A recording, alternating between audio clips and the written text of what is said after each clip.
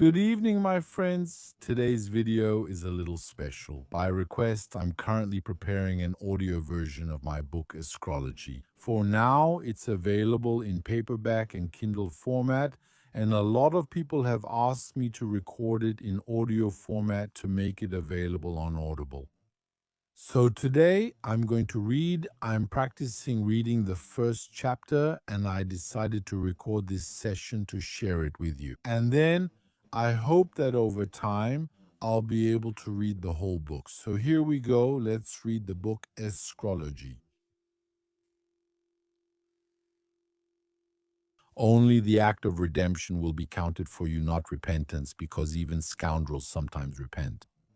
Thus spoke the gospel. According to Ivan, not resisting violence is a sin, but it's an even greater sin to remain indifferent in the face of violence. Remember that even silent reflections are acts. It is from the ideas of invisible protest that a field of invisible but powerful protest is formed, without which any overt action is unthinkable. Even if you are only thinking, you are still participating in your own small way in the unique and common cause of defending humanity. All of this was written in the Gospel, The Antechamber of Paradise by Alexander Zinoviev.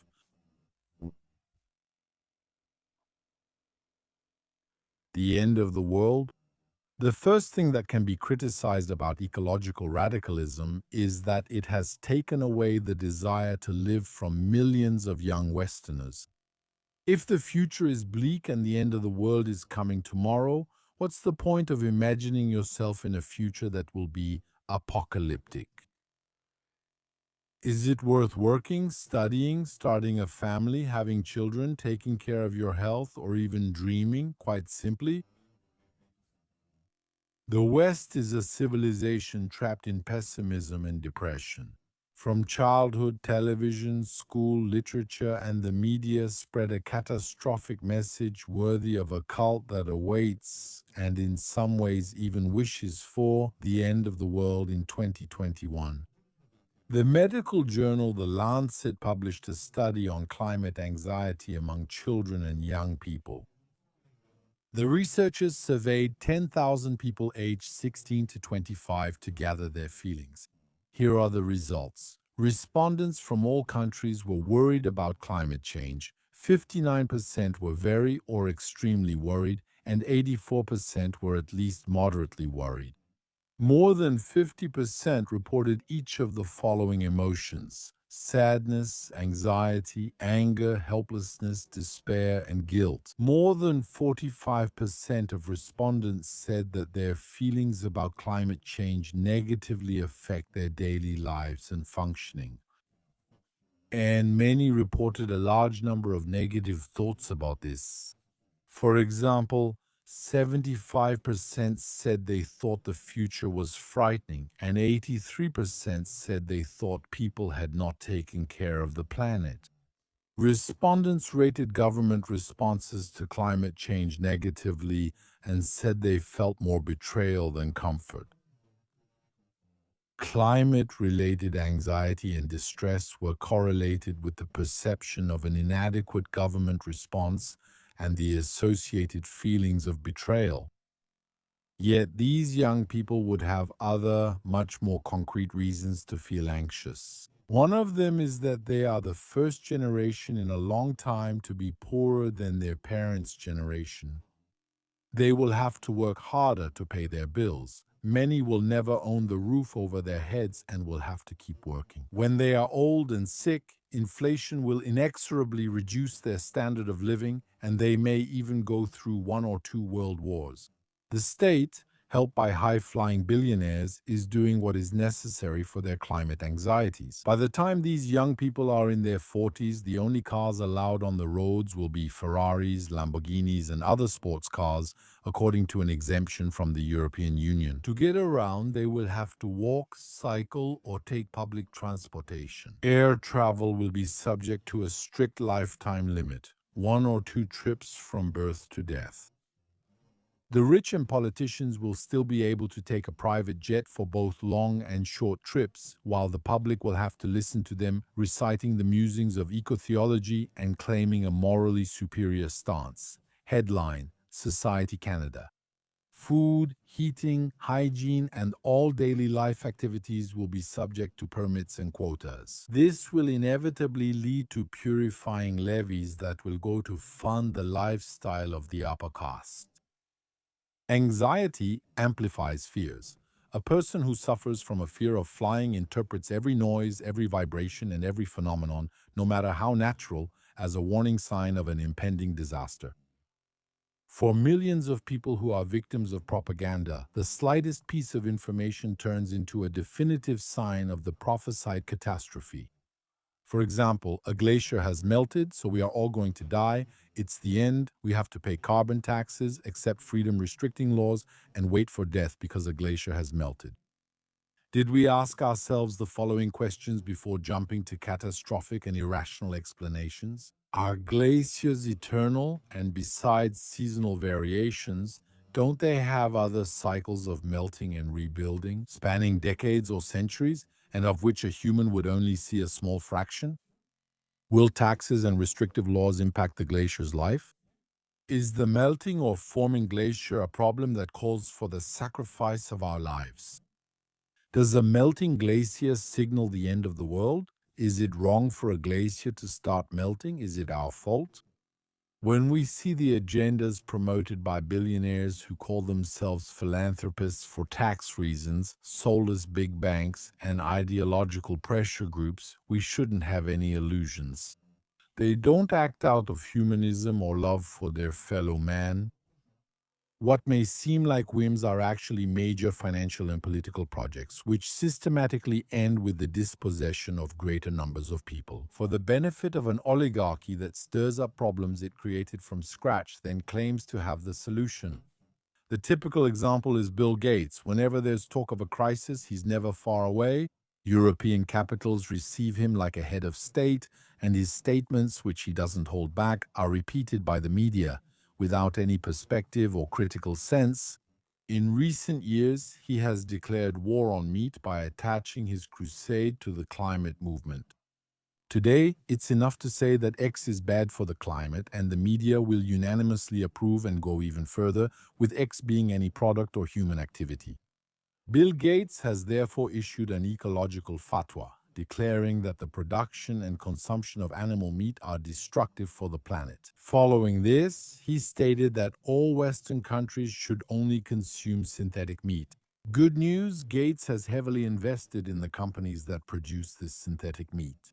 At the same time, he is funding studies that show natural meat kills. When it comes to scientific studies, you should know that the average scientist is broke. Grants, scholarships, and funding are becoming more and more scarce. To survive, many researchers have started working for powerful lobbies that pay well, as long as you tell them what they want to hear. It wasn't the uncertainties beyond the climate that invented the concept, but the tobacco industry around the 1950s. At the time, real doctors were promoting cigarette brands in magazines and newspapers. For the general public, it was common to see a doctor dressed in a lab coat, cigarette in hand, recommending cigarettes to pregnant women, or proclaiming that the brands sponsoring him caused fewer respiratory illnesses than the competition. Tobacco companies are known for investing in research centers that are completely subservient to their interests. Moreover, centers are established as non-profit organizations or foundations and are exempt from taxes. By giving them money, the cigarette company can even reduce its tax bill and increase its environmental, social, and governance score while getting tailor-made scientific results. As many lawsuits in the early 2000s showed, this practice was common in the last century, but it hasn't disappeared. For example, in 2017, the Foundation for a Smoke-Free World was created in New York under the 501(c)(3) law, meaning it is a non-profit organization. As its name suggests, it seems to fight against smoking, but this is only true on paper. The Foundation for a Smoke-Free World is entirely funded by Philip Morris, who has committed to giving it $1 billion over 12 years.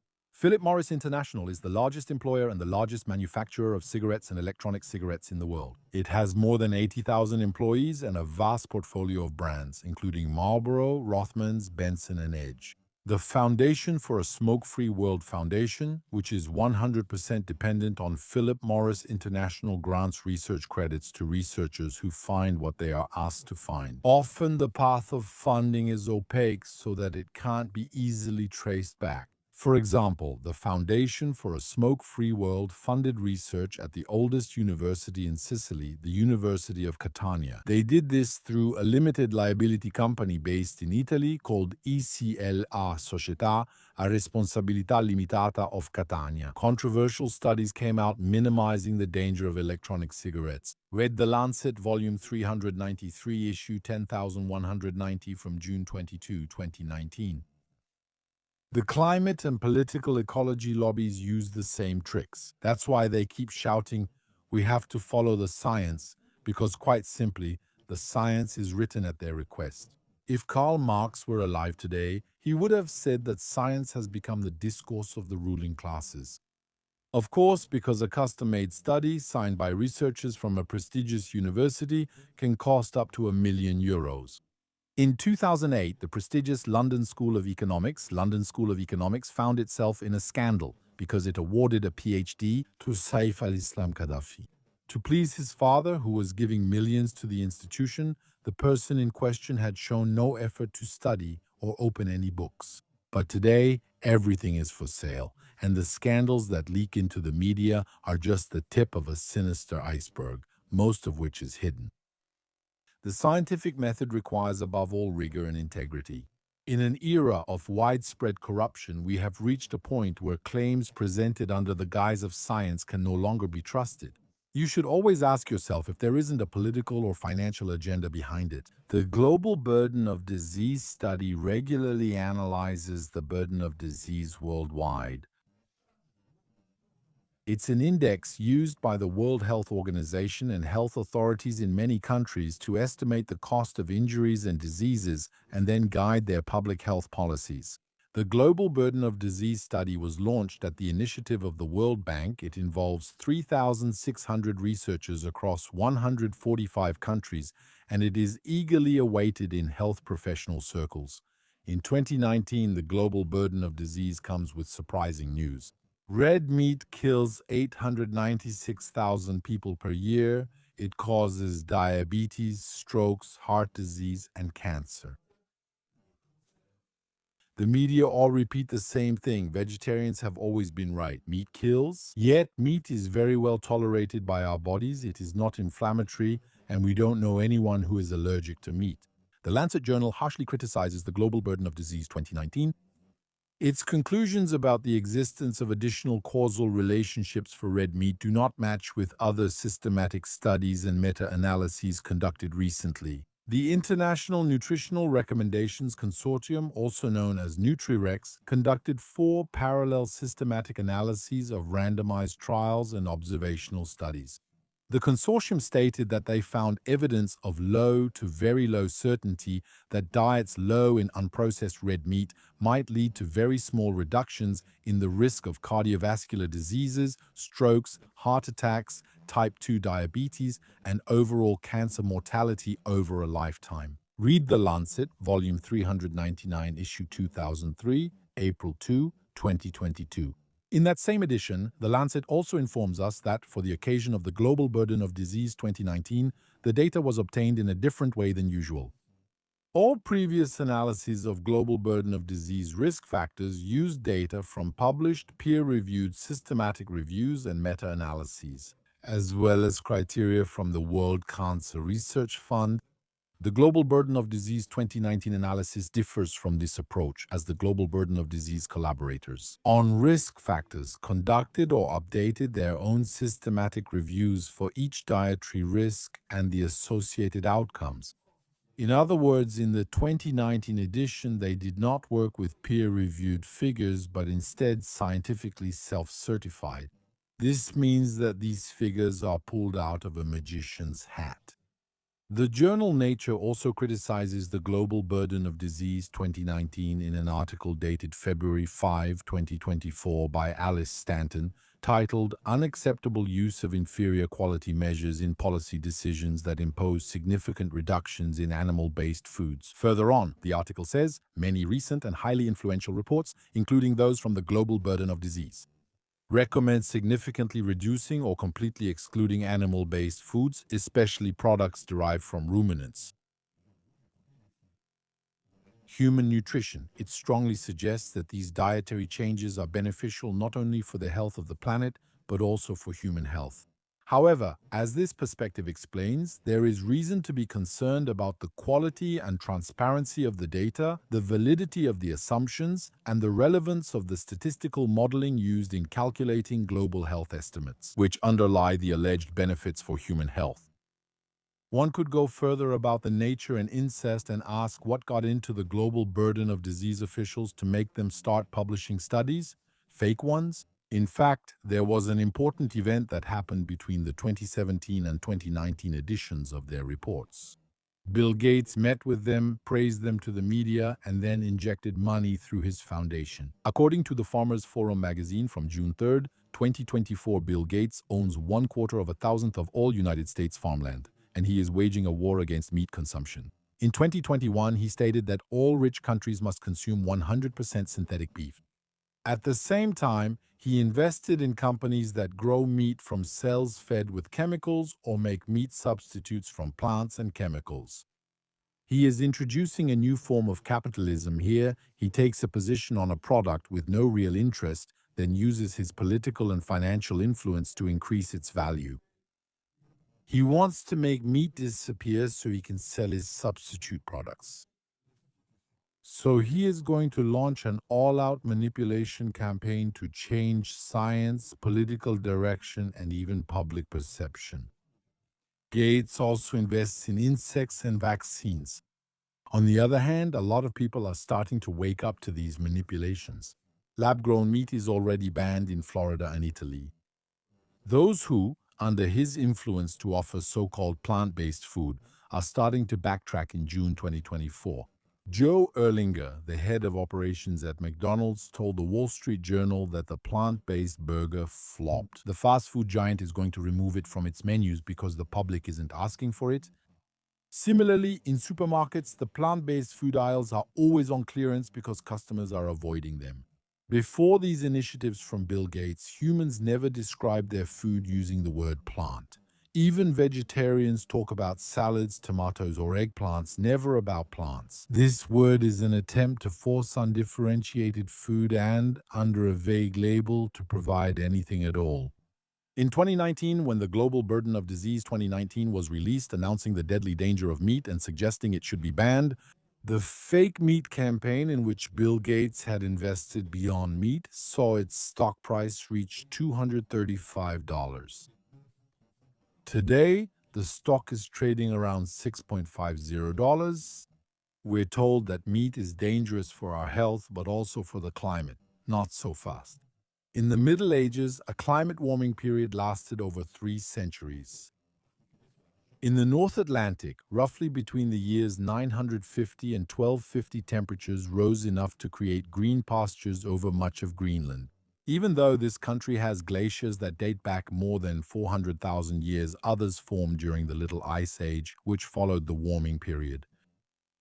Between 1420 and 1570, there was a period of low solar activity called the Spura Minimum.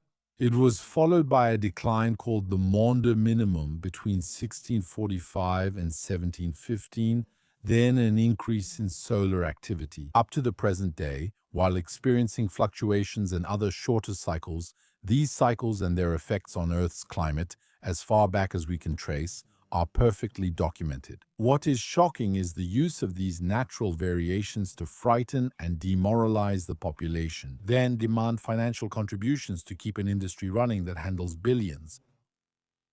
As shown in the following graph, which goes up to 1990, solar activity drives the Earth's climate. The more energy we receive, the warmer it gets. The less we receive, the colder it gets. There is strictly only one climate emergency, and all the money demanded in the name of the climate is extortion under false pretenses. Whether you eat a burger or not will make absolutely no difference. The many scientists who call for reason have no media presence. There's a concerted effort to censor them in order to maintain a hysteria that's more profitable than the truth. The result is that a heavy and costly climate bureaucracy is insidiously creeping into every economic and administrative mechanism of European countries. Figuratively, it has the same effect as throwing a can of sand or molasses into an airplane engine. To the French, Belgians, Swiss, and other Europeans, their share of development and well-being for generations. Being afraid of global warming while living in Europe is like fearing an ice age while living in the Emirates or Saudi Arabia. Phobias are always absurd, but this one is worth its need for carbon. Let's imagine a country where the temperature reaches 51 degrees Celsius during a heat wave. Being afraid of having lowered it by 1.5 degrees Celsius by the end of the century and sacrificing everything on the altar of this phobia. If this vague prophecy comes true, they'll have 49.5 degrees Celsius in the summer, and they'll still be far from the ice covering the sand dunes. The equation is the same in Europe around the end of August or the beginning of September, when most of the northern hemisphere is tanning. Still on the beaches or walking around in t-shirts, Europeans see single-digit temperatures at night. Around October, when temperatures are close to 30 degrees in Antalya and vacationers are still flocking in, Europe has already turned on its heating and is burning outrageously expensive gas because burdened by taxes and confiscatory levies. Of course, politicians and other activists often talk about climate justice. It's a way of saying that European people have to make sacrifices for other countries, especially those in the south, which could suffer from rising temperatures. Except that the 10 countries don't really care about the climate and haven't asked anything from Europeans. For example, apart from the narrow Nile Valley, Egypt is a desert country. As soon as you move away from this green area, you end up in an arid desert that looks like a lunar landscape. Yet, in this country, they don't hesitate to heat outdoor swimming pools so that tourists who come in winter can swim in them. In the Emirates and Qatar, bus stops are air-conditioned and large industrial air conditioners blow cold air into stadiums and places where large crowds gather. These countries adapt and move forward. They have no phobia or hang-ups about using energy. France, which invested in nuclear power to the point that its population could have had free electricity, a bit like the Middle Eastern monarchies that have oil underground at inflation-adjusted prices. By indexing the price of electricity, no country in the world is crazy enough to do that. Indexing the price of a product you have in abundance to the price of a product you don't have and get from a fluctuating market. It's a bit like if Saudi Arabia indexed the price of fuel at the pump in Riyadh or Jeddah to the price of a bottle of Evian on Parisian terraces. If Algeria or Russia decide to restrict the flow of gas, the French end up paying more for their electricity even though it's produced in their own country. It's pure self-sabotage from right thinking and mandatory solidarity that become paralyzing for the economy and for the exercise of fundamental freedoms.